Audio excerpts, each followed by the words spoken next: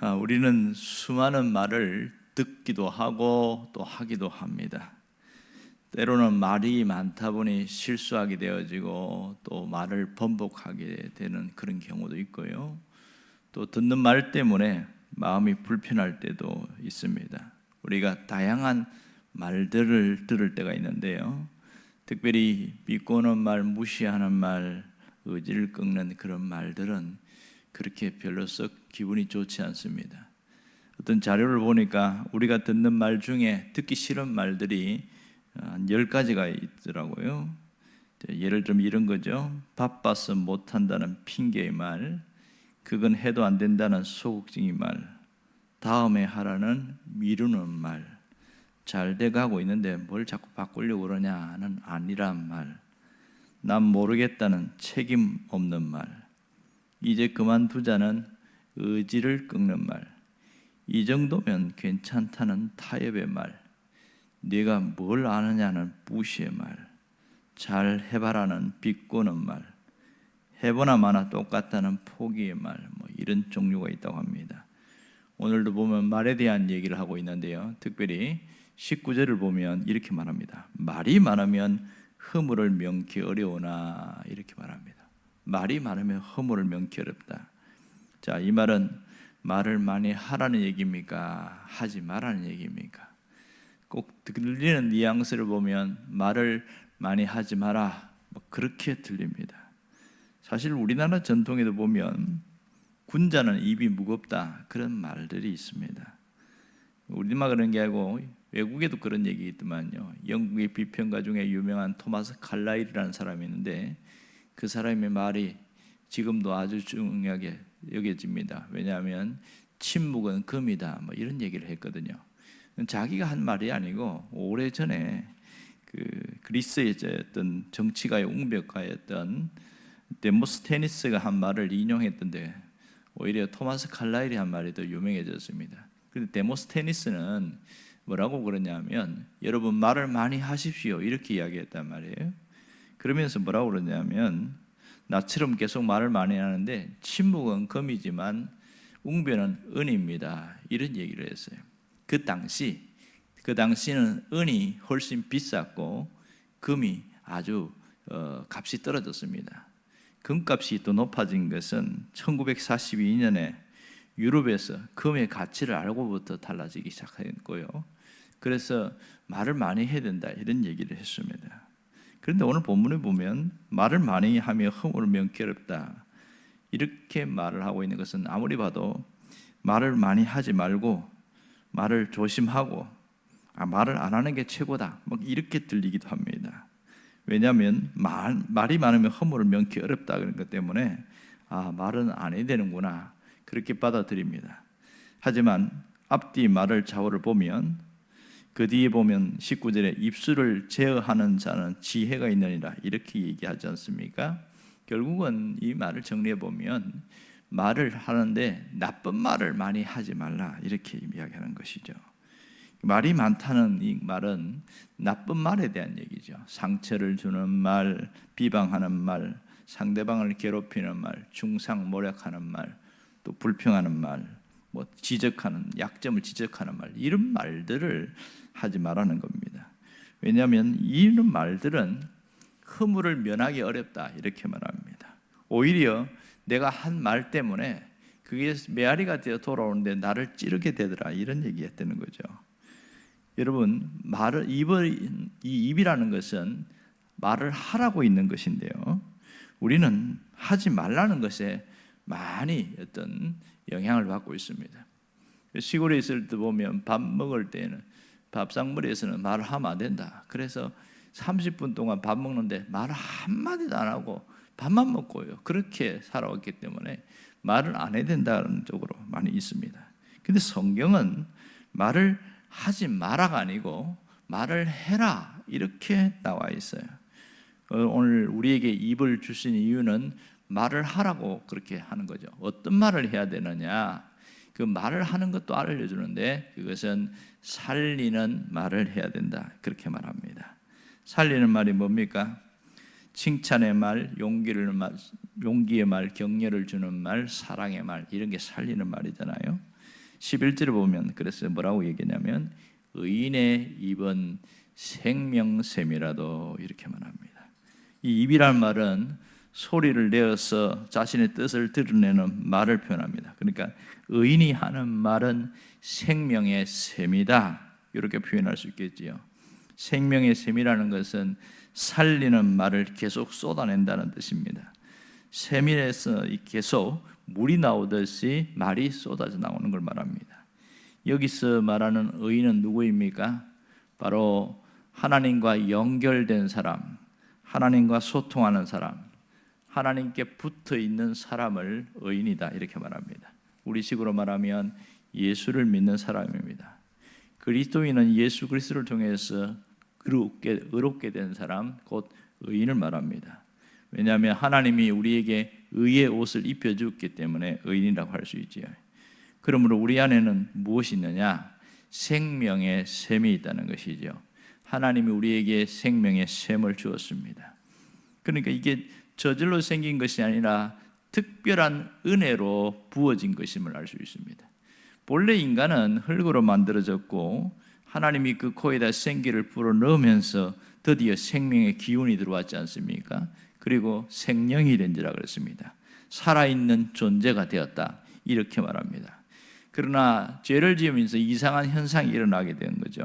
살아있긴 하는데 생명력이 없고 활력이 없고 기운이 없는 그런 존재가 되었습니다.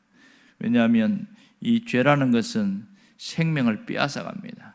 죄가 들어오면서 하나님을 잃어버리게 되어진 것이죠. 하지만 예수를 믿음으로 우리는 생명이신 예수님이 우리 안에 오게 되었습니다. 예수님은 생명의 샘이 되어서 우리 안에 오셔서 생명이 솟아나게 하셨다는 것이죠. 그러므로 예수를 믿는 사람, 예수님이 그 안에서 충만한 사람은 얼굴에 활력이 있고 화색이 돌고 그렇습니다. 왜냐하면 그것은 예수님이 그 속에서 운행하시기 때문에 그렇습니다. 예수님이 생명의 샘이 솟아나게 하기 때문에 그렇다는 것이죠. 그러므로 예수님을 통해서 생명의 샘물을 맞은 사람에게는 어떤 일이 벌어집니까? 살아나는 역사가 일어나는 거죠. 생명을 먹으면 사람이 살아나는 거예요. 그러니까 어떻게 살리냐 하면 말이 사람을 살립니다. 입에서 나오는 말이, 그 말이 사람을 살리는 것이죠. 인생을 얘기하든 현재를 얘기하든 어제를 얘기하든 무슨 말을 하든지 살아나는 역사가 일어납니다. 마치 에스겔 37장에 나오는 그 뼈에 대한 환상이 있지 않습니까? 마른 뼈들이 살아나는 희한한 일들이 일어나는 겁니다. 말을, 생명의 샘이 되는 말을 하면, 다시 말해서 살리는 말을 하면 서로 살아나서 군대가 되는 놀라운 일들이 우리에게도 일어납니다. 이 입에서 나오는 말이 사람을 살린다는 것이죠. 우리에게는 뭘 줬습니까? 생명의 샘을 주었다는 겁니다. 의인의 입은 생명의 샘이다. 의인이 하는 말은 생명을 살리는 말이다, 이렇게 표현합니다. 반대로 악인의 입은 뭐라고 표현하냐면 독사의 독이 머금어 있다, 이렇게 표현합니다. 악인이라는 것은 하나님이 없는 사람, 하나님이 떠난 사람, 이런 표현입니다. 여기 보면 독은 독사의 독입니다. 로마서 3장 13절에도 보면 뭐라고 표현하냐면 그 입술에는 독사의 독이 있고, 이렇게 표현합니다. 여러분, 독이 들어있는 말을 들으면 기운이 쫙 빠지게 됩니다. 어떤 분하고 상담을 하는데 한 2시간 동안 들어주기만 했는데 매 하는 얘기가 부정적인 얘기, 안 좋은 얘기를 막 하는 거예요. 상담이니까 그러세요 하고 들어주는데 딱 2시간 얘기를 들었는데 힘이 쫙 빠지는 겁니다. 아, 왜 이렇게 힘이 없지? 이 독사의 독과 같은 얘기, 그런 얘기들을 막 듣다 보니까 힘이 쫙 빠지는 겁니다. 물론 그분은 자기 얘기를 틀어놓는데 입에서 나오는 것마다 부정적인 얘기예요. 입에서 나오는 것마다 막 죽여버려야 된다고 그러고 뭐 이런 얘기를 하니까 그걸 듣고 있으니까 너무 힘든 거예요. 야, 상담도 쉬운 게 아니구나, 그런 걸 내가 느꼈는데요. 이렇게 우리가 말을 듣다 보면, 유익하지 않은 말들을 듣다 보면 힘이 빠지는 경우가 많습니다. 왜냐하면 그 말에 독이 있기 때문에 그렇습니다. 그러면 우리는 무슨 말을 해야 됩니까? 하나님은 우리에게 늘 우리에게 잠언을 통해서 말씀하시길 사람을 살리는 말을 해라. 이것이 잠언에서 얘기하는 겁니다. 때로는 부정적으로 보이고 하는 이 모든 뒤에는 뭐가 있냐면 우리에게는 생명의 셈이기 때문에 살리는 말을 해야 된다. 그 얘기를 강조하고 있는 것이죠. 여러분, 그 유명한 강연자, 지금 돌아가 있습니다만은 지글라 박사가 있습니다. 이분이 했던 그 일화는 아주 오랫도록 회자되고 제가 종종 얘기한 적이 있습니다. 한 번은 지글라 박사가 자기의 어떤 사무실에 가기 위해서 지하철을 타고 가는데 급히 계단을 타고 내려가다가 한 소년이 연필을 들고 있으면서 이거 한 자루만 팔아주세요 이러는 거예요. 사실은 연필이 목적이 아니고 이 자기가 1달러만 달라는 겁니다. 돈을 달라는 거예요. 그래서 무심코 그냥 1달러 툭 던져주면서 그냥 갔어요. 가다가 다시 돌아오는 거예요. 그 바쁜데 와가지고 내가 1달러 줬으니까 너 그 연필 놔줘라 이러는 거예요. 그래서 연필 딱 받아가지고 이 소년에게 말하는 겁니다. 봐라, 지금 너는 나에게 연필을 팔았잖아. 그러니까 너는 지금부터 사업가야. 이 말을 꼭 명심해라. 이렇게 얘기했습니다. 이 소년이 충격을 받았습니다. 나는 거지인데 나를 보고 사업가라고 이야기한다고. 그래서 상당히 혼란스러워하다가 마음을 바꾸기 시작하는 겁니다. 이 말을 명심해라. 그 말이 크게 와닿은 거예요. 나는 사업가다. 그러면서 자기가 그 거지의 생활을 벗어 던지고 자꾸 연필을 팔기 시작하면서 나는 사업가다. 계속 이렇게 자기 자신에게 외치기 시작한 거예요. 이게 말의 능력이 있어서 정말 이 사람이 정년이 됐는데 사업가가 됐습니다. 세월이 한 몇 년이 흘렀죠. 그러고 난 다음에 지글라 박사가 있는 그 사무실을 두드린 겁니다. 그렇게 해서 어떻게 오셨습니까? 제가 여차저차해서 왔습니다. 그래서 꼭 감사의 말을 전하려고 합니다. 그렇게 해서 그 박사를 만나서 얘기했는데 박사님은 전혀 기억도 못해요.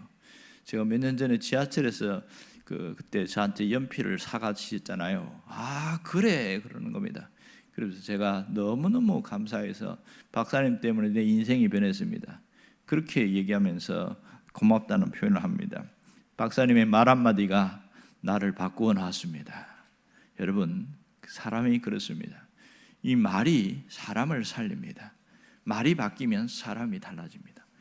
왜 말이 이렇게 중요합니까? 말은 씨앗이기 때문에 그렇습니다. 씨를 뿌릴 때에 우리가 싹이 난다는 것은 자연의 법칙이고 당연히 알고 있어요. 내가 한 말이 씨앗이라는 것을 기억하는 사람 많지 않습니다. 우리는 좋은 말이든 나쁜 말이든 뱉으면서 삽니다. 그런데 그 말에 열매가 맺힌다는 것을 잊어버리고 살 때가 굉장히 많습니다. 하지만 분명한 것은 말은 씨앗입니다. 내가 한 말은 나도 잊어버리고 상대방도 잊어버릴 때가 있지만 그 말이 누군가에게는 가슴에 새겨지게 되어지고 그것이 자라나게 되죠.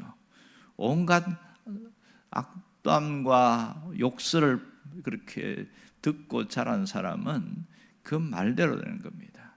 옛날에 할머니들이 보면 꼭 아주 악독한 말로 그렇게 하는 걸 봤는데 자기 성질로 하면 그렇게 악하게 말을 하더라고요. 그런데 그 말대로 사람이 되더라고요.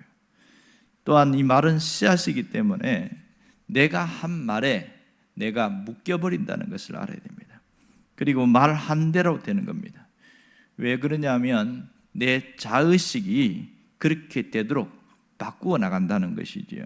이걸 전문용어로 말하면 피그말리온 효과, 피그말리온 현상 이렇게 표현합니다. 하지만 이것은 세상의 심리학에서 하는 말이고 성경으로 보면 구약의 민수기 14장에 보면 이스라엘 백성을 향해서 하나님이 이런 말씀을 하셨잖아요. 내 말이 내게 들린 대로 내가 행하리라 이렇게 이야기합니다.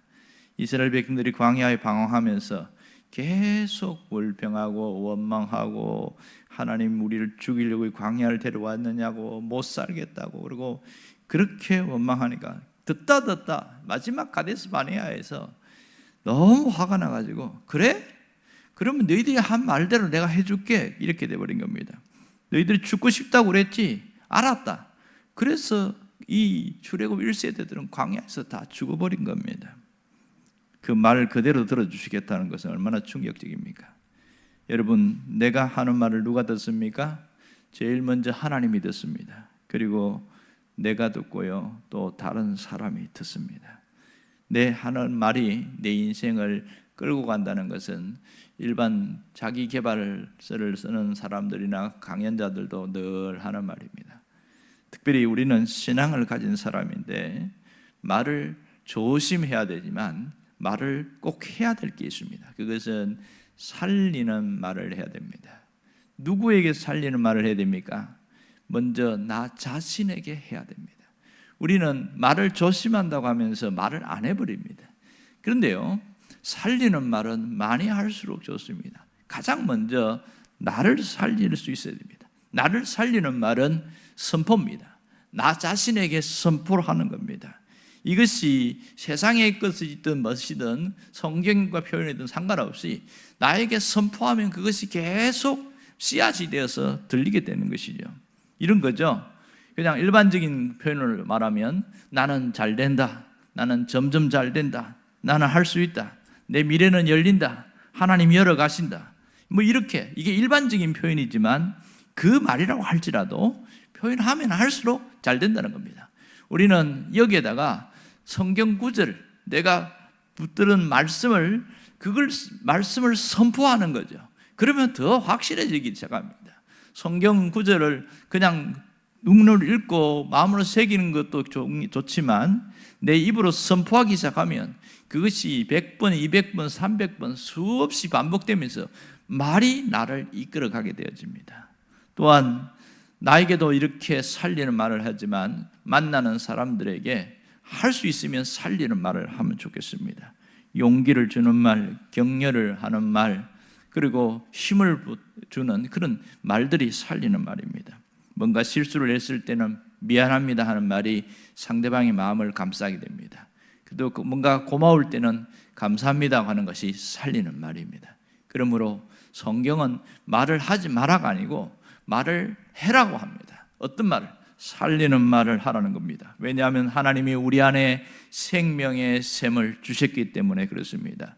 의인의 입은 생명의 샘이라고 그랬습니다. 의인이 하는 말은 생명의 말입니다. 이것이 중요한 것이지요. 오늘 우리가 하나님, 내가 살리는 말을 하겠습니다라고 그런 결단과 기도가 있기를 바랍니다. 나를 살리고 옆에 있는 사람을 살리는 사람이 되기를 간절히 바랍니다. 기도하겠습니다.